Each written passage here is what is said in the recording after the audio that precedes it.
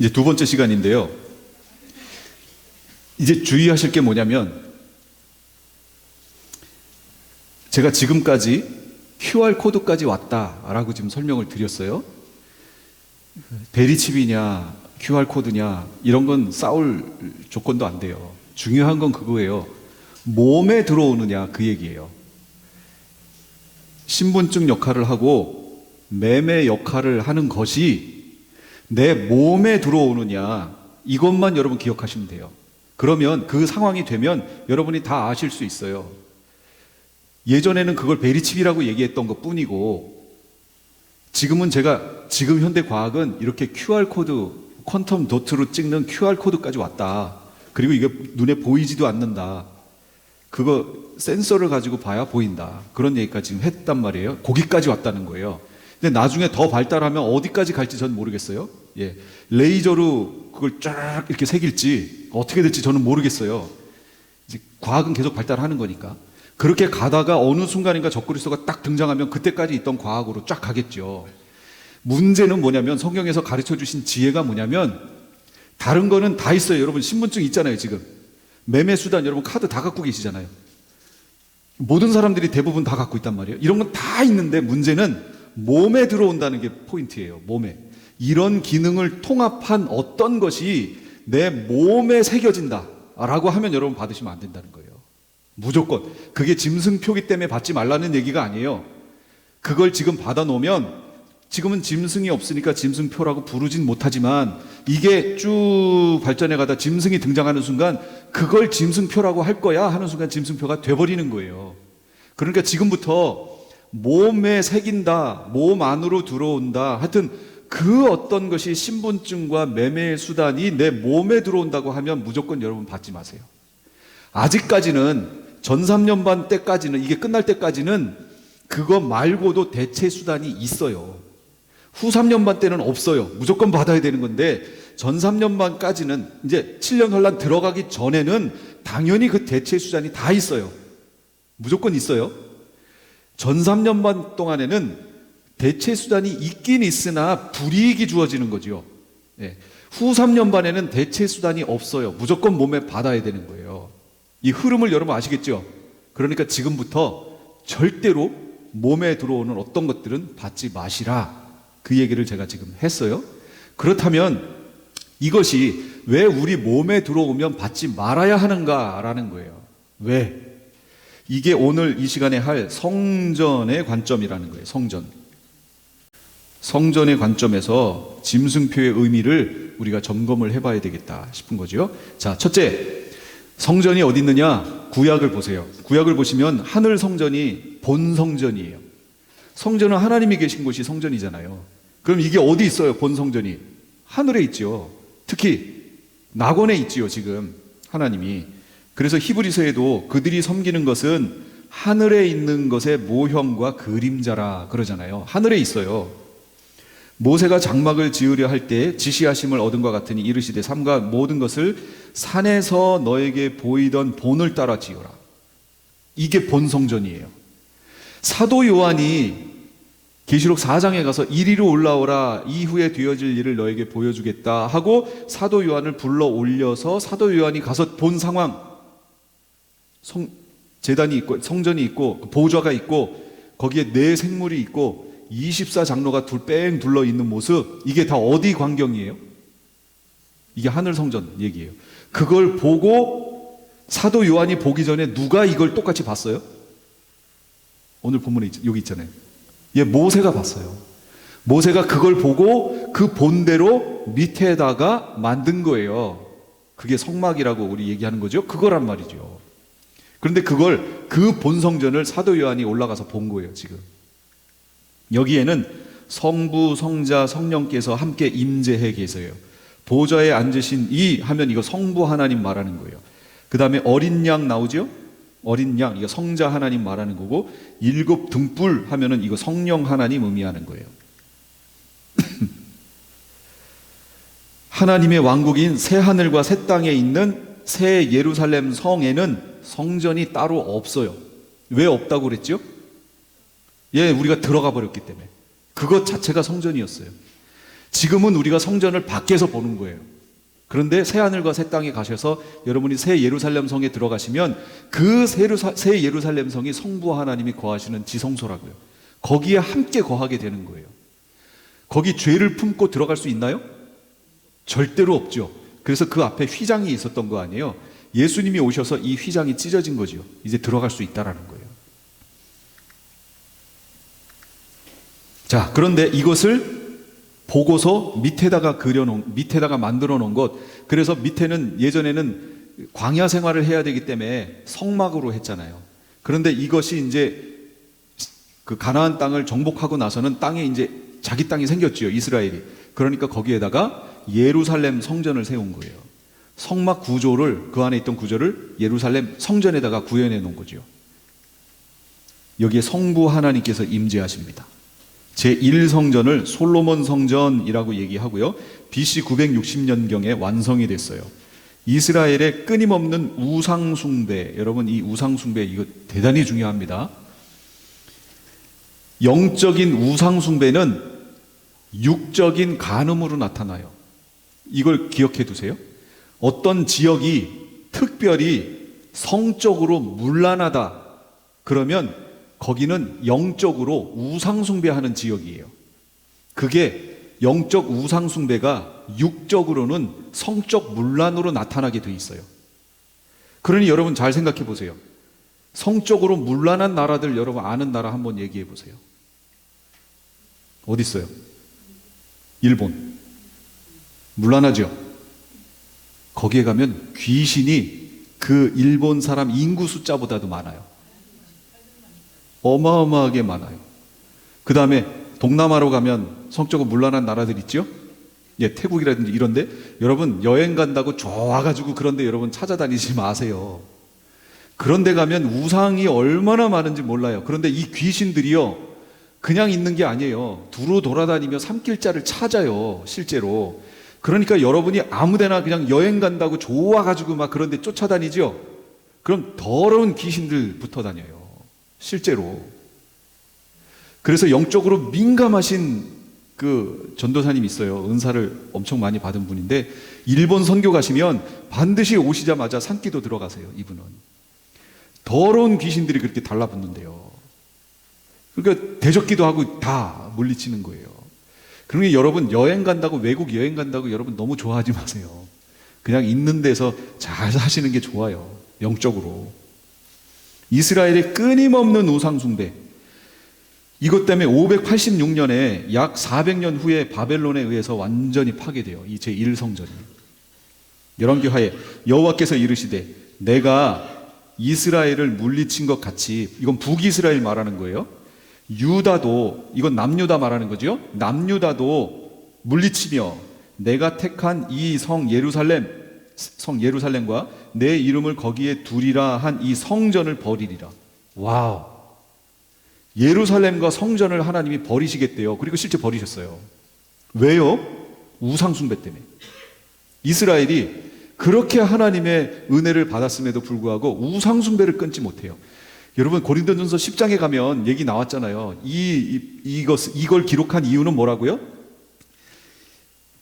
여러분에게 또 성경을 보여드리고 해야 되나요? 고린도전서 10장 얘기 모르세요?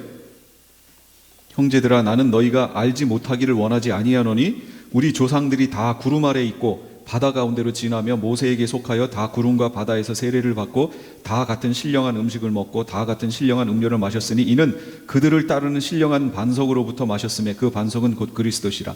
그러나 그들의 다수를 하나님이 기뻐하지 아니하셨으므로 그들이 광야에서 멸망을 받았나니 이러한 일은 우리의 본보기가 되어 우리로 하여금 그들이 악을 즐겨한 것 같이 즐겨하는 자가 되지 않게 하려 함이니. 출애굽했죠. 그리고 40년 광야 생활했죠.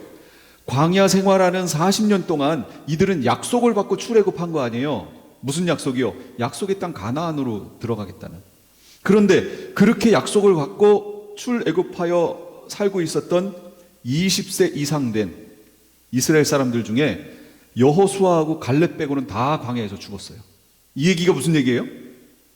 약속은 가지고 나왔지만 약속의 성취는 보지 못했다, 이거 말하는 거예요.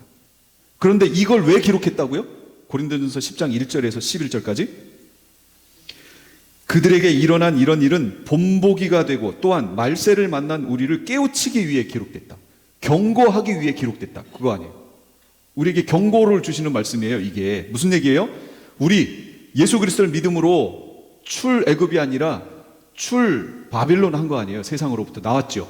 그리고 우리 세례받고 하나님 백성이 됐어요. 그런데 약속이 성취됐나요? 안 됐어요. 우리는 약속의 성취를 바라보며 살고 있는 거예요. 이게 이스라엘의 광야 생활하고 똑같은 거라고 지금. 그래서 누가는 이걸 광야 교회라고 얘기하는 거예요. 이 생활을 살고 있는데 우리는 지금 무천년적 관점을 취하는 분들이 뭐라고 자꾸 얘기해요? 한 번 예수 믿으면 구원이 변개되지 않는다. 얘기하죠. 그런데 구약의 아까 고린도전서 10장 얘기 보세요. 변개되지 않아요? 중간에 다 죽었잖아요. 약속 성취를 못 받잖아요. 지금 우리도 예수 믿었어요. 시작했어요. 이 믿음을 지켜서 끊임없이 가면 변개되지 않지만 중간에 이들이 무엇인가를 하여 성경에서 지금 얘기하는 거예요. 고린도전서 10장에 7절부터 제가 안 읽었어요. 거기를 뭘 했더니 이들이 광야에서 다 죽었어요. 그리고 성취를 보지 못했어요. 우간시원 했어요. 제가 약자만 하도 제가 잊어버려가지고 우상숭배했고 간음했고 주를 시험했고 원망불평했어요. 이 네 가지 하다가 다 죽었어요. 광야에서. 그렇다면 우리가 성도라고 하는 사람들이 이 세상을 살아가며 광야라는 세상을 살아가며 우간시원하면 우상숭배하고 간음하고 주를 시험하고 원망하고 하나님 원망하고 불평하면 여러분 어떻게 된다는 거죠? 예, 우리도 약속의 성취를 보지 못하고 여기서 끝난다는 얘기예요. 이게 뭐라고요? 말세를 만난 우리를 깨우치기 위해 본보기로 기록됐다고, 경고하기 위해 기록됐다고 얘기하잖아요. 성경에서 경고는요, 보존을 위한 하나님의 사랑의 표현이에요. 경고는. 그런데 요즘 교회에서 경고의 말씀이 있어요? 없어요. 경고가 사라졌어요. 히브리서 6장 제가 계속 얘기하잖아요. 히브리서 6장 4절에서 8절까지예요. 한번 빛을 받고 하늘의 은사를 맛보고 성령에 참여한 바 되고 하나님의 선한 말씀 내세의 능력을 맛보고도 타락한 자들 어떻게 된다고요? 다시 새롭게 하여 회개케 할 수 없다. 경고죠. 이렇게 된다고 경고하는 거예요. 경고를 왜 했어요? 이렇게 되지 말라고. 하나님 은혜 아래 머물러 있으라고 보존하시려고 주신 메시지인데 이걸 어떻게 해석해요? 교회들이 특히 무천년적 관점 가지고 계신 분들이 이걸 어떻게 해석해요? 이건 처음부터 안 믿었던 사람이다 라고 얘기하잖아요. 그러면서 이미 신앙을 갖고 있는 사람들을 위로하려고 하죠. 자꾸. 제가 우리 교단에 속해 있는 어떤 목사님한테 여기를 어떻게 생각하시냐고 물어봤어요. 그랬더니 그분이 안 그래도 여기를 히브리서를 지금 설교하고 있다고, 거기 되면은 말씀드리겠다고. 그래서 기다렸어요. 제가 연락이 없어요. 그래가지고 이분이 대체 여기를 어떻게 해석했길래 그러나 하고 설교한 내용을 추적했더니, 그래서 그걸 이렇게 봤더니 요 구절만 딱 빼고 넘어갔어요. 해석이. 제가 그럴 줄 알았거든요. 왜냐면 그분 저랑 같은 학교 나왔으니까 분명히 칼빈주의 관점일 거고 무천년적 관점 취할 거고, 그러면 여기 그렇게 해석할 거 제가 뻔히 알고 있었거든요. 아니나 다를까 해석 안 하고 넘어갔어요. 경고가 왜 필요하다고요? 보존을 위해서 필요한 거라고요. 보존을 위해서. 성도들을 보존하는 거라고. 이게 뭐냐? 칼빈주의 5대 강령의 제일 마지막에 있는 성도의 견인이라고 하는 이 견인이 견인차가 끌고 간다는 견인이 아니고 성도가 견디고 인내한다는 뜻이에요. 그런데 목사님들이 자꾸 견인차가 끌고 가는 것처럼 해석하잖아요. 아니고 성도 스스로가 견디고 인내한다는 뜻이에요. 이 뜻이, 원뜻이, 이게 원뜻이 그렇다면 하나님이 어떻게 성도들이 견디고 인내하도록 이끄실까요? 무엇을 통해? 예, 경고를 통해 그렇게 하시는 거라고요. 그런데 이런 성경에 있는 경고의 메시지들이 지금은 이 시대는 다 빠져버렸어요. 한 번 구원이 영원한 구원이래요. 변개되지 않는데요. 그리고 구원의 확신 얘기하고 성도들이 방종할 수밖에 없는 거죠. 지금 이렇게 돼 있다고요. 현 시대가.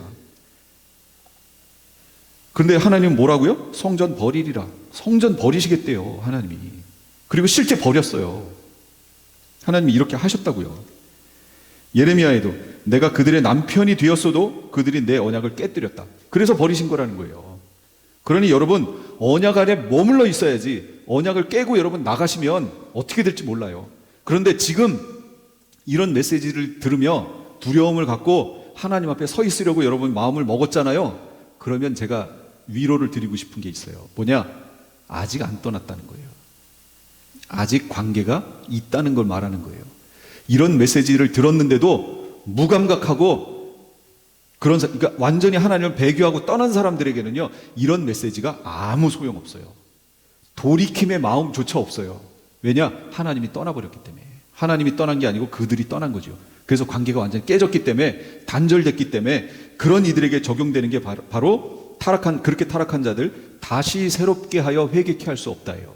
이들은 회개할 마음조차 없어요. 여러분, 이스라엘이 주님께 회개하고 돌아와요 지금? 예전에 안 돌아와요. 그럼 하나님 말씀 몰랐어요? 우리보다 더 잘 알았죠, 구약에. 그런데도 회개하지 않고 안 돌아왔어요. 하나님의 계획이었죠. 언제까지? 이방인의 충만한 수가 찰 때까지. 이제 차면 하나님이 그들에게 은혜를 주셔서 아주 통곡을 하고 그들이 돌아와요, 이스라엘이. 그러니까 이 회개도 하나님의 은혜라는 거예요. 예. 그런데 이렇게 타락한 자들은 회개할 수가 없다. 왜? 하나님하고 떨어졌기 때문에. 근데 지금 회개할 마음이 있고 주님께 막 두려움이 생기고 한다. 그 얘기는 아직 관계가 있다는 얘기예요. 그래서 지금 은혜 받을 만한 때인 거예요. 지금 하나님이 주신 마음대로 주님 앞에 여러분 서셔야 돼요. 그 다음에 제2성전이 세워졌어요. 이게 수룹바벨 성전이죠. 포로기 때 돌아와가지고 세워졌던 이 제1성전이 70년 동안 없었어요. 70년 동안. 그 수룹바벨에 의해서 이 제2성전이 세워졌고, 이 세워진 수룹바벨 성전이 포로 귀환해서 세웠으니 얼마나 볼품이 없었겠어요. 솔로몬 성전 어마어마했잖아요. 이게 쭉 진행되다가 예수님 당시에 이제 헤롯이 그 지역을 담당하는 분봉왕이 되어 이스라엘을 다스리게 됐는데, 근데 이 헤롯은 이스라엘 사람이 아니란 말이에요. 유대인이 아니에요. 근데 이스라엘 사람들을 통치해야 되니까 그들의 마음을 얻기 위하여 이들이 뭘 좋아하는지, 어디에 마음을 두는지 봤더니 성전이에요. 그래서 자기가 자기 돈을 들여서 이 수룹바벨 성전을 증축했어요. 어마어마하게 크게. 그랬더니 제자들이 예수님하고 같이 감람산에서 보면은 서쪽 방향이 성전이거든요. 예루살렘 성전을 중심으로 예루살렘 성전의 동쪽에 감람산이 있어요. 그러니까 감람산에서 보면 서쪽 부분이 성전이죠. 그 성전을 가리키면서 제자들이 와, 이 성전을 보십시오. 대단하지 않나요? 막 이렇게 얘기했던 거예요. 이제 그랬더니 예수님이 거기서부터 예언을 하신 거예요. 이게 그걸 이제 헤롯 성전이라고 해요. 그래서 수룹바벨 성전과 헤롯 성전을 어떤 사람들은 따로 나누는 사람들도 있어요. 그렇게 나누는 사람들에게 헤롯 성전은 제3성전이 되는 거예요. 그리고 지금은 성전이 있어요, 없어요? 없어요. 그래서 제3성전을 지어야 한다고 하시는 분들 얘기 나오잖아요. 그 제3성전을 지어야 한다고 하는 분들의 얘기를 빌자면 수룹바벨 성전과 헤롯 성전을 그냥 묶어서 제2성전 이렇게 얘기하시는 거예요. 그걸 증축했기 때문에. 뭐 상관없어요. 어떻게 부르든지 상관없어요. 어쨌든 그 다음 성전이 세워진다. 그걸 우리는 제3성전이라고 부르자. 그 제3성전이 세워지기 직전이에요, 지금 이스라엘에. 여러분, 마지막 7년 환란으로 들어간다는 가시적으로 눈에 보이는 현상은 바로 제3성전이에요. 저 성전 세워지는 거예요. 그런데 이란을 공격해서 이란이 제3성전 세워지는 거에 가장 큰 걸림돌이 바로 이란이었어요. 그런데 그 이란, 그 시아파의 종주국이 지금 부서지고 있는 중이잖아요. 예, 중인 거예요. 그러나 완전히 무너지진 않았어요. 자, 이제 성전이 어떻게 바뀌나 보세요. 어떻게 바뀌는 게 아니라 어떻게 확장되나 보세요. 교회가 성전이에요. 예수님의 육체. 그러나 예수는 성전된 자기 육체를 가리켜 말씀하신 것이다. 교회는 그의 몸이니 만물 안에 만물을 충만케 하시는 이의 충만이다. 그는 몸인 교회의 머리다. 그러면 교회가 뭐가 된 거예요? 성전이 된 거 아니에요. 그래서 처음에 하늘 본 성전이 밑에 예루살렘 성전으로 세워졌고, 그것이 이제 예수님 오심으로 발전하여, 계시가 발전하여 교회가 성전이다, 이렇게 된 거죠. 이게 어떻게 발전하나 보세요. 그래서 계시록에서도 7 금초대가 교회다. 그리고 예수님이 그 교회 사이를 거니신다, 돌보신다 얘기했어요. 이제 성도가 교회다, 여기까지 성도가 성전이다까지 온 거예요. 너희가 하나님의 성전인 것과 하나님의 성령이 너희 안에 계시는 것을 알지 못하느냐? 너희 몸은 너희가 하나님께로부터 받은 바 너희 가운데 계신 성령의 성전이죠. 하늘 본성전에서 예루살렘 성전으로 가시적으로 왔다가 교회로 발전했다가 이게 성도들의 몸까지 왔어요. 우리 성도들의 몸이 곧 성전이래요. 여기에 누가 계신데요? 성령 하나님이. 성령의 전이에요. 우리가 이제는 성도들의 몸이 성령이 거하시는 성전이 됐어요. 그런데 이 성전을 가지고 우간시원 하면 돼요? 우상 숭배하고 간음하고 주를 원망하고 주를 시험하고 원망하고 불평하면 여러분 중간에 가다가 이스라엘하고 똑같은 결과가 나온다고요. 시원이요. 소의 간이 시원하다고. 그렇게 외우시라고요. 하도 제가 잊어버려가지고 앞자만 따서 그냥 한 거예요. 우간시원. 삼위일체 하나님께서 거하시고 임재하셔서 계시는 곳, 그게 성전이죠. 임마누엘 뜻이 뭐예요? 하나님이 우리와 함께 하시다. 그러니까 임마누엘 한 곳은 다 성전이에요. 하나님이 원하시는 건 임마누엘이에요. 우리하고 그걸 하고 싶으신 거예요. 원래 세상 처음 만들 때부터 임마누엘이었어요. 그런데 죄라는 것이 그 사이에 들어오는 바람에 그게 깨진 거죠. 최종적으로 보세요. 새 예루살렘, 거기에 하나님 계시는 지성소잖아요. 거기에 함께 있잖아요. 임마누엘이죠. 임마누엘이 하나님이 원하셨던 거예요. 하나님께서 임재하실 뿐만 아니라 우리를 다스리시고 통치하시는 개념, 이게 성전의 의미예요. 중요해요. 내가 하나님의 다스리심의 대상이라는 것은 내가 하나님의 백성이라는 것이고 내가 하나님 왕국에 포함되어 있다는 걸 얘기하는 거예요. 그래서 제가 세미나 때도 하나님 왕국 얘기 많이 했죠. 파란색으로 그림 하나님 왕국이 어떻게 이렇게 발전되어 왔는지 보여드렸잖아요. 여러분 하나님 왕국 백성이 된 거예요. 지금 하나님 왕국 백성이 됐다는 건 하나님의 다스림과 통치를 받고 있다는 걸 말하는 거예요. 그런데 그런 상황에서 우간시원 하면 돼요? 안 돼요. 그럼 쫓겨난다니까요. 누구의 다스림을 받느냐에 따라 나의 신분이 결정돼요. 용의 백성이 될 거냐 하나님 백성이 될 거냐. 짐승표 받는다는 얘기는 용의 백성이 된다는 걸 말하는 거예요. 그 통치를 받겠다는 거예요. 스스로. 성전의 제1되는 덕목은 거룩이에요. 거룩이 무슨 뜻인 줄 아세요? 홀리. 그냥 홀리. 홀리가 뭐예요? 거룩의 뜻은 구별되다라는 거예요. 구별됐다. 우리 몸의 거룩은 예수 그리스도의 대속의 사건을 믿음으로 받아들일 때 결과로 시작되는 거예요. 그렇죠? 시작됐어요. 이미. 그러나 아직 완성되진 않았어요. 반드시 기억하셔야 돼요. 대속의 은혜를 받아들였다는 것은 죄인임을 인정하고 회개했음을 의미해요. 회개는 단회적이지 않아요. 이후로 계속적으로 회개하는 삶을 살아야 되는 거예요. 성경에서 하나님의 임재가 있을 때 거룩지 못한 것들은 다 태워버렸어요. 그래서 솔로몬 성전 지은 후에도 다 태우는 장면, 거기 성경에 제가 해놨으니까 보세요. 여호와께서 불 가운데서 거기에 강림하셨다. 이거 시내산 강림하실 때도 그 시내산 꼭대기가 불로 다 태워졌어요. 지금도 그 위에는 시커매요. 지금까지도 그 시내산 윗부분이 시커매요. 돌들이. 그거 다 사진 찍어서 나온 거 아시죠? 검색해 보세요. 다 나와요.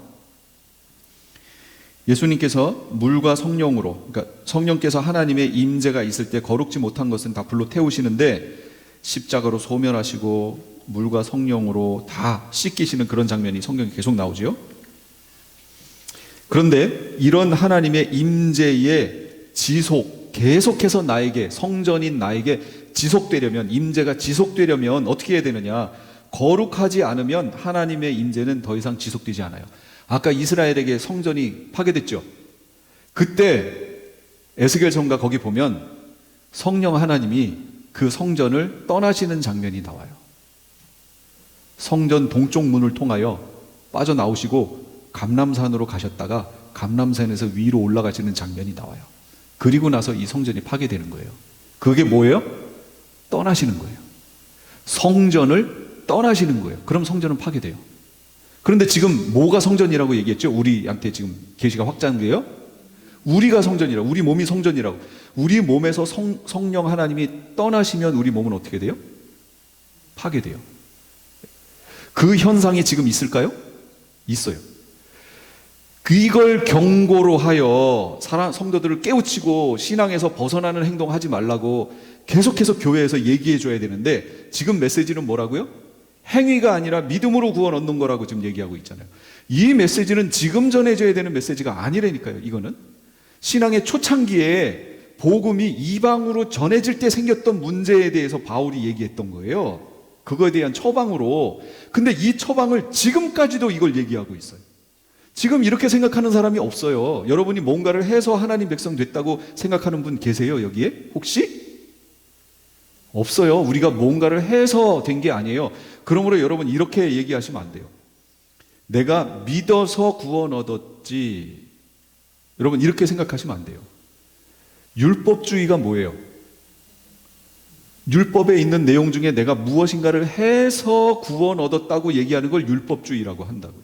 그런데 우리는 그게 율법주의라고, 그걸 행위라고 얘기하면서 정작 우리는 뭐라고 얘기하냐면 내가 믿어서 구원 얻었지, 믿음으로 구원 얻었지 라고 얘기를 해요.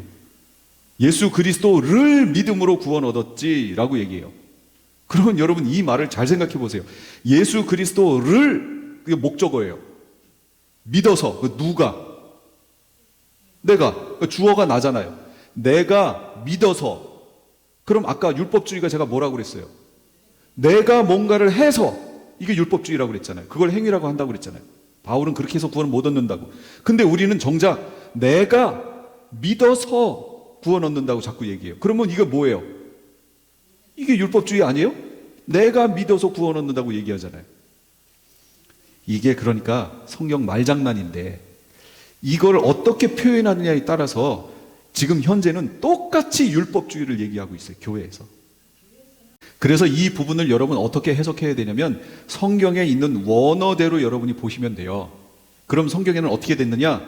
예수 그리스도를 하고 목적격이 아니고 원어는 예수 그리스도의 소유격으로 돼 있어요. 원어는. 그러면 어떻게 되나 보세요. 예수 그리스도의 믿음으로 구원 얻는 거라고요. 내 믿음이 아니고 예수 그리스도의 믿음으로 구원 얻는 거라고. 이 믿음이 여러분 믿음이었어요? 아니죠. 우리 믿음 아니라니까. 우리 속엔 그게 없다니까요. 우린 나면서부터 죽었다니까. 나면서부터 죽었어요. 그래서 에베소서에서 뭐라고 그랬어요? 이것은 다 하나님의 선물이라 그랬잖아요. 하나님의 선물이라고. 그러니까 내 속에 있던 게 아니에요. 예수 그리스도 안에 있던 그게 나에게 주어진 거지요. 은혜로. 그래서 구원 얻은 거예요. 이해가 되셨어요? 이게 심화과정 때 제가 원어까지 해가지고 다 보여드릴게요. 한번 보세요. 그러니까 지금 우리가 얼마나 복음의 메시지가 약간 이렇게 지금 정로가 아니라 약간씩 이렇게 틀어져 있다라는 걸 기억하셔야 된다는 거예요. 표현하는 데 있어서도. 거룩하지 않으면 하나님의 임재는 더 이상 지속되지 않아요. 거룩해야 돼요. 그래서 성도들이 거룩하게 살아야 될 이유가 여기 있는 거예요. 그런데 이것을 요즘 교회에서는 말하지 않는다는 거예요. 왜요? 그렇게 하면 행위를 말한다고 얘기를 하는 거예요. 또 다른 행위라는 거예요. 그럼 저는 너무 황당한 거죠. 아니, 예수 그리스도를 믿는 순간, 하나님의 부르심의 순간, 하나님의 백성이 되는 순간, 여기에는 우리의 어떠한 행위도 여기에 들어가지 않아요. 오직 하나님의 은혜예요. 이걸 통해 우리가 살아났잖아요. 지금 살아난 후에는 우리의 자유의지가 없어요? 선과 악을 선택할 의지가 나에게 없어요? 있잖아요. 믿기 전에는 없었다니까요. 인간적 의지는 있었어도 선과 악을 선택할 의지는 없었어요. 왜냐하면 나는 죽어 있었으니까. 하나님께 대한 선을 택할 능력은 나에게 없었다고요. 악만 선택할 뿐이에요. 살아가면서. 그런데 예수 그리스도를 믿음을 통하여 우리가 살아났잖아요. 그럼 이제부터는 우리가 선을 택할 건지 악을 택할 건지의 의지가 나에게 있어요, 없어요? 있지요. 그러면 지금부터는 여기 계신 분들은 이미 그 안으로 들어온 분들이기 때문에 뭘 얘기해 줘야 되냐면 신앙의 삶을 살아가는 데 있어서 하나님의 백성으로서의 바른 삶을 살려고 얘기를 해줘야죠. 이건 뭘 자극해야 돼요? 우리의 자유의지를 자극해야죠. 그래서 선을 선택하라고 얘기를 해줘야죠. 이게 우리가 드려야 될 삶의 제사란 말이에요. 이게. 그런데 이 내용을 얘기하면, 교회에서 얘기하면 뭐라고들 반응해요? 그건 율법주의라고 얘기를 해요. 아니, 율법주의는 믿는 첫 순간에 얘기하는 게 그 문제고, 이걸 빨리 벗어나고 이제 삶을 얘기해야 되는 부분에서도 그걸 얘기한단 말이에요. 이게 칼빈주의의 문제라고요. 그래서 성도가 그 거룩을 유지하지 못하고 죄를 짓는 삶을 계속 살면 성령 하나님이 어떻게 하세요? 처음에는 근심하세요. 성경에 나오잖아요. 근심하세요. 왜냐하면 죄를 품고 있는 곳에 거룩한 성령 하나님이 함께 계실 수가 없잖아요. 그래서 근심하시면서 이 사람이 그렇게 하지 않도록 계속 말씀하시고, 주변을 통하여 계속 권면하시고 해가지고 경고도 하시고 협박도 하시고, 때로는 그의 육체를 치기도 하시고 병들게도 하시고, 때로는 그 물질을 쳐가지고 완전히 그냥 정말 박살을 내시는 거죠. 그렇게도 하신단 말이에요. 그러면 이 사람이 깨닫고 돌아오면 그럼 오케이. 그런데 그거 깨닫지 못하고 거기에서 그냥 나가면 그 사람은 영원히 배교로 넘어가요. 그럼 이제 돌이킬 마음조차도 없어지는 거예요. 흐름을 잘 아시라고요. 제가 이런 설교를 하면 어떤 분들은 가끔 가다가, 아니 우리가 어떻게 완벽해요? 어떻게 완벽하게 이걸 지켜내요? 완벽하다는 얘기를 하는 게 아니에요. 우리에게 그래서 주신 게 뭐예요? 회개의 은혜를 주신 거죠. 그래서 완벽하지 않기 때문에 거룩하신 분이 거룩하지 않은 것에 거하실 수 없지요. 그래서 여기 뭐라고 얘기하시냐면, 계속 너희의 거룩함이라, 거룩함을 따르라, 내가 거룩하니 너희도 거룩해라. 계속 이 말씀하시는 이유가 뭐냐면 임재해 계셔야 되기 때문인 거예요. 임재와 연결되어 있어요. 하나님의 뜻은 뭐냐? 너희의 거룩함이다. 그런데 이런 거룩함, 구별된 삶을 얘기하면 율법주의니 뭐니 이러면 이게 성경 말씀하고 다른 거 아니냐, 그 얘기죠. 지금 교회에서 엉뚱한 얘기를 지금 전하고 있는 거예요. 그건 끝인 거죠. 예. 거룩의 유지는 하나님의 임재 지속의 필수 조건이에요. 그래서 거룩을 유지해야 돼요. 그래서 매일 매순간 해야 되는 게 회개라고요, 우리는. 그런데 이 회개가 단회적이라고요? 예수 믿을 때 한 번 하면 끝이라고요? 이게 구원파. 그러니까 그게 이단인 거예요. 잘못된 거예요. 성경 말씀으로 가면 거룩의 시작은 하나님께서 은혜의 결과죠. 하신 거죠. 하나님의 택함, 선택, 은혜의 결과예요. 이건 우리의 힘으로 되는 게 아니에요. 그래서 제가 구원 얻는 게 쉬워요, 어려워요? 제가 여쭤봤잖아요. 쉬워요, 어려워요? 이상하다. 이 질문을 이거는, 예, 쉬워요, 어려워요? 구원을 얻는 게 쉬워요, 어려워요? 쉽지도 않고 어렵지도 않고 이렇게 대답하셔야죠. 왜? 내가 하면 쉽다, 어렵다를 얘기할 수 있는데, 구원을 얻는 것은 내가 하는 게 아니잖아요. 하나님의 은혜로 일방적으로 하는 거니까 쉽다고도 할 수 없고 어렵다고도 할 수 없잖아요. 예, 그렇게 대답하셔야 돼요. 이 질문에 대한 대답을 여러분이 갖고 계셔야 구원에 대한 그 그림이 정확히 섰다는 걸 말하는 거예요. 나의 그 어떤 노력이나 의지도 거룩이 나에게 일어나도록 만들 수 없어요. 이걸 일어나도록 만들 수 있다고 말하는 게 율법주의예요. 이렇게는 할 수 없어요. 거룩이 지속되려면 여긴 우리의 책임이 들어가요. 거룩이 지속되도록 성령 하나님이 우리를 그쪽으로 인도하신다고요. 예를 들면 여기에 아주 더러운 것들이 막 놓여 있는데, 성령 하나님은 우리를 이끌어 가시면서 그걸 받지 않도록 이렇게 조심스럽게 피해 가세요. 그런데 우리는 애가 뛰는 것처럼, 애들은 나오면 그냥 천방지축으로 뛰잖아요. 흙탕물로 그냥 뛰어 들어가는 거예요. 그러면 그렇게 들어갔다가도 성령 하나님 손잡고 계속 가려면 어떻게 해야 돼요? 빨리 씻어야죠. 어린 양의 피에 그 옷을 씻어 희게 하였느니라. 그게 그 말씀이에요. 씻어야 돼요. 계속 씻어야 돼요. 이 은혜를 우리에게 주셨다고요. 유지할 수 있는 방법. 거룩이 손상됐어요. 어떻게 회복해요? 지금 말씀드린 대로 회개를 통하여 회복해요. 이 성령의 사역이에요, 이것도. 그래서 마지막 시대의 메시지가 뭐라고요? 회개. 끝까지 회개예요. 끝까지 회개. 특히 마지막 시대는 예수님을 맞이하려면 회개예요. 무조건. 그분 맞이해야 돼요. 그래서 세례 요한도 첫 메시지가 뭐예요? 회개하라, 천국이 가까웠느냐. 그거예요. 이 마지막 시대 메시지가 뭐라고요? 회개하라, 천국이 가까웠느냐. 그거예요. 똑같아요, 메시지가. 그래서 바울은 주의를 주는 거예요. 성령을 소멸치 말고. 성령을 소멸하면 안 돼요. 끝까지 동행해야 돼요. 그래서 주님 앞에 도착해야 돼요. 여러분, 성령의 나타남이 많고 적고를 말하는 게 아니에요. 성령의 나타남이 많으면 성숙했고 덜 나타나면 성숙하지 않았고 이걸 말하는 게 아니에요. 성숙은 하나님의 말씀을 내 삶 속에 적용하며 사는 삶, 그걸 말하는 거예요. 얼마나 적용하며 말씀이 정말 그런가 해서 내 삶 속에서 실천하면서 살고 있는가. 그게 작은 일일지라도 그걸 통해 성숙하는 거예요. 성령을 소멸하지 말고 오직 성령의 충만을 받으라. 계속 얘기하시죠. 빌립보서에서, 에베소뿐만 아니라 빌립보서에서도 성도들을 위해서 중보기도 하라고 얘기하실 때 무엇을 위해 기도하라고요? 그 내용이 성령 충만. 성령 충만. 바울이 얘기하는 중보기도 내용의 골자는 뭐냐? 성령 충만이에요. 그러니까 여러분 중보기도 하시잖아요. 목사님을 위해서, 그리고 같은 성도들을 위해서 여러분 기도하실 때, 중보기도 하실 때 다른 거는 다 빼먹을 수 있어도 빼지 말아야 되는 내용이 뭐라고요? 성령 충만. 성령 충만. 그거밖에 없어요. 그거밖에. 인자하신 예수님이 진노하신 적이 있죠. 노끈으로 채찍을 만들어서, 여러분 하루 벌어 하루 사는 그 사람들, 거기 상 놓고 그거 얼마 남겠다고 그거 하는 사람들, 우리 인간적으로 생각해 보자고요. 그렇게 해서 장사하는 사람들의 상을 예수님이, 그 인자하셨던 예수님이 노끈으로 채찍을 만들어서 그 상을 막 다 엎으시는 거예요. 그 옆에서 보세요. 죄송한 표현이지만 미친 거 아니야? 이럴 수 있었을 거 아니에요. 그 사람들이 보면 거기 있는 상을 막 다 엎어버리세요. 그러시면서 예수님이 뭐라고 그러셨어요? 성전 안에서 매매하는 모든 사람들을 내쫓고 돈 바꾸는 사람들의 상, 비둘기 파는 자들의 의자를 둘러 엎으시고 그들에게 이르시되 내 집은 기도하는 집이라 일컬음을 받으리라 하였거늘 너희는 강도의 소굴을 만들었도다. 여기 지금 제가 성전이라는 개념으로 지금 들어가는 거예요. 잘 보세요.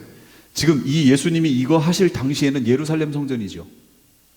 예루살렘 성전, 그 안에다가 저런 일을 하고 있으면 예수님이 완전히 둘러 엎으셨죠. 그러면 이제 보세요. 짐승표는 성전된 우리 몸에 매매표를 넣는 거잖아요. 그렇죠? 이제 성전은 어디였어요? 우리 몸이었잖아요. 그런데 그 몸 속에다가 매매표를 집어넣는 거잖아요. 강도의 구려를 만드는 거잖아요. 그러니까 절대로 우리 몸 속에 이런 것들이 들어오게 하면 안 된다는 거예요. 문신 자체도 하나님이 싫어하시는 거예요. 몸에 낙서하는 거 하나님이 싫어하시는데, 하물며 어떤 이런 매매의 표, 신분증이라든지 이런 표가 내 몸에 들어와서 내 몸을 그렇게 사용한다. 그러면 여태까지 흐름 쭉 보셨잖아요. 예수님이 채찍을 만들어서 패실 일이에요, 정말. 그래서 못 들어가요. 불못으로 가는 거예요. 누구든지 이 표를 가진 자는 하늘의 것을 포기하고 이 땅의 것에 마음을 뺏기고 하나님의 진노의 대상이 된다는 표예요. 절대로 어떤 표가 우리 몸으로 들어오도록 만드시면 안 된다는 걸 말해요. 그래서 이제부터 성취를 위해서 우리가 준비할 게 뭐냐? 여러분 신부단장 하셔야 돼요. 지금부터. 신부단장은 누가 해요? 순종함으로 자기를 단장해요. 자기 스스로 하는 거예요. 그럼 신부단장은 구체적으로 뭐예요? 이건 삶을 말하는 거예요. 삶. 우간시원 하시면 안 돼요. 마음속에 새겨놓으세요. 이거 하시면 안 돼요. 내 속에 이런 요소가 있지 않은가 여러분 생각해 보셔야 돼요. 여기 어떤 선교사님, 여기 미국에 있는 어떤 선교사님, 특히 LA에 있었던 어떤 선교사님, 이건 제가 그 어떤 사모님 통해 직접 들은 거니까, 아니 다음번에 선교지로 갈 곳이 어디인지를 무당에게 가서 물어봤대요. 그러면 그분의 신앙이 이게 온전한 건가요? 이게 말이 안 되는 얘기잖아요. 지금 자기가 내년에는 어디로 가야 될지 점을 쳤다는 거죠. 와, 여기가 이런 곳이에요. 여러분 기억하세요. 그러니까 영적으로 어떤 곳이라는 걸 여러분 알고 신앙생활 하시라고요. 내가 신앙생활하고 있는 것이 와, 성령이 충만한 곳이다? 이 지역이요? 이 곳이? 아니요. 마귀가 우는 사자처럼 두루 돌아다니며 삼킬자를 찾는 곳이에요. 기억하시라고요. 하나님께로부터 태어난 자는 자신을 지키느니라. 자신을 지켜야 되는 거예요. 아내가 자신을 준비하였으므로. 기억하세요.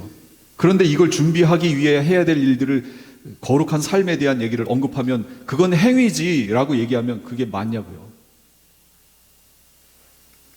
저는 지금 율법의 조항을 일일이 하나하나 지켜야 됩니다, 이걸 말하는 게 아니에요. 율법이, 여러분 어떻게 들으셨어요? 율법이 폐해진 건가요? 율법이 온전케 된 건가요? 그럼 폐해졌다는 말은 뭐예요? 분명히 율법을 폐했다고 나오잖아요, 성경에. 이 구별을 잘 해서 들으셔야 되는 거예요. 우리는 하나님이 이스라엘과 언약하신 언약 안으로 들어가는 거죠. 복음을 통해 들어가는 거지요. 그런데 이스라엘은 뭐라고 얘기했냐면 할례를 행함으로 들어와야 되는 거야, 이렇게 얘기하는 거예요. 이 흐름을 잘 보세요. 이스라엘이 있고 이방이 있는데 하나님은 이 이스라엘과 언약하셨어요. 이제 우리는 구원받는다라는 의미는 뭐냐면 이 언약 안으로 들어가는 걸 말해요. 그런데 이 들어가는 걸 이스라엘은 뭐라고 얘기하냐면 할례를 행함으로 들어가야 된다, 이렇게 얘기한 거예요. 이게 유대인 크리스찬이 초창기에 초대교회 당시에 다니면서 얘기했던 내용이에요. 이걸 바울이 이게 거짓 복음이다라고 얘기한 것이고, 바울은 뭐라고 얘기하냐면 오직 십자가의 은혜로 들어간다, 이렇게 얘기한 거예요. 이걸 믿음이라고 표현한 거예요. 바울은 이게 믿음, 이들이 말하는 할례를 통하여 들어간다라고 말하는 거, 이거를 행위라고 얘기하는 거예요. 무언가를 해서 들어간다고 그랬잖아요. 그러니까 행위, 율법주의를 말하는 거예요. 이걸 지적하신 거예요. 바울은 지금 이걸 지적하는 거예요. 바울이 복음 전할 때는 이 이슈가 제일 큰 거였거든요. 이 이단이. 바울이 율법이 폐해졌다라고 말할 때는 이방 교회와 이스라엘이 둘 사이에 가운데 가로막혀 있던 율법이 가로막혀 있었잖아요. 이스라엘이 철저하게 할례, 정결예법 시행, 안식일 준수라고 하는 자기들만의 표지를 딱 놓고 이게 하나님 백성이다, 이렇게 하고 있었잖아요. 그 둘레를.